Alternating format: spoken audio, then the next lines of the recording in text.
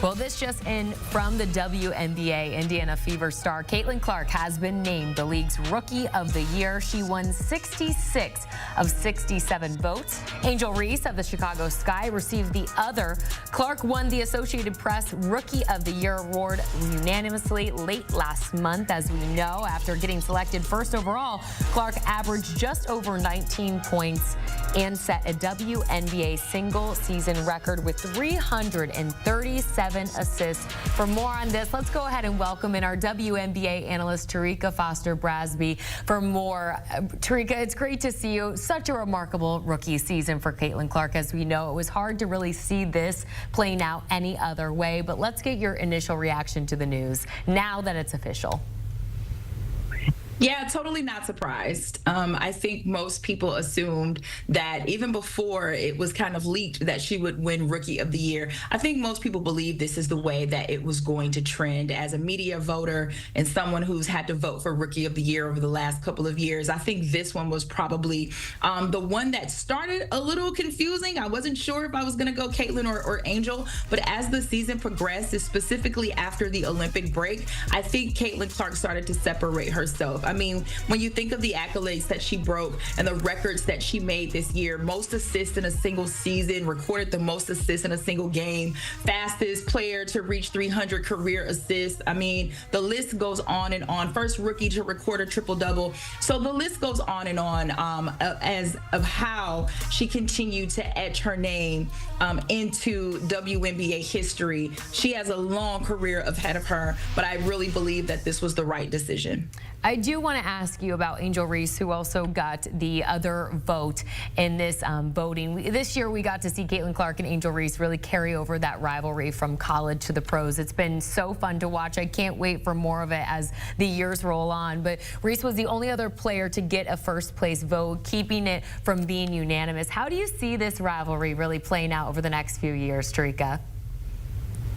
Well, it's going to be a lot of fun right now. I'm probably one of those people who still don't see it as a for real rivalry just yet, but it's certainly getting there. But it is definitely a rivalry of personalities and of popularity, right? These are two of the most polarizing players that we've seen enter the WNBA, and they are catapulting this league to a new level. And the fans love it. They love to see it. They love to see these two match up against each other. And we love to see what happens when you get two polarizing players on the court at the same time. There are a lot of, comparisons between Bird and Magic. I felt that way whenever I see Asia and Breanna Stewart on the court at the same time. I mean, it is literally one of those things that gets you excited. And so I have no doubt that this is going to fuel Angel. I know she has spoken at length of how happy and blessed she's been about the season that she's had. But I also understand that she didn't finish it the way that she wanted to after having to miss the last couple of games due to a fracture in her wrist. So I'm sure she will be motivated seeing that one-place vote.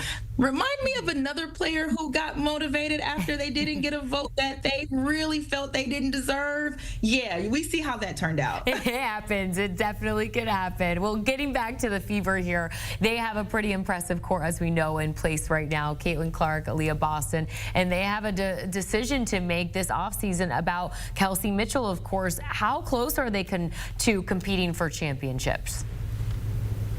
Yeah, this is going to be a tough offseason for this Indiana Fever team because they've got to make some decisions about Kelsey Mitchell. They've got to make some decisions about Nelissa Smith. This team is practically on the brink of furthering themselves in the postseason. I honestly don't know what their championship aspirations can look like because we are unsure of what this roster could potentially look like. But I know that when I watch Caitlin Clark and Aliyah Boston really figure it out and connect, they, to me, presents the best opportunity to build around this franchise. Kelsey Mitchell benefited greatly from all the attraction that would happen between Caitlin Clark and Aliyah because it left her free, it left her open, and she's one of the most deadly shooters in the game. It was a perfect storm post-Olympic break. So if they can find a way to kind of keep that core three, I think that they really would be a contender team next season. However, that is a very, big stretch.